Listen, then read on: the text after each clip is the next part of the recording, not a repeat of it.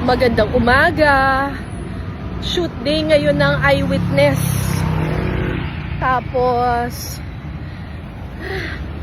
nakaka 5,000 steps na ako. Alas 8 pa lang ng umaga, 5,000 steps na. Galing kami ng Pasay, tapos naglakad lang kami papunta dito sa may Quirino. Yan yung cameraman ko. Jin, luliko daw dito! Yeah. Pahinga muna ako dito. Ito si Tatay Edgar. Siya yung kasama ko ngayong araw. Magaling mag-drawing si Tatay eh. Uy, si Rena. Dito si Tatay nakatira. Rarakit lang daw muna si Tatay. Mga drawing. Kasi yun yung ginagawa niya ngayon dito sa may Quirino.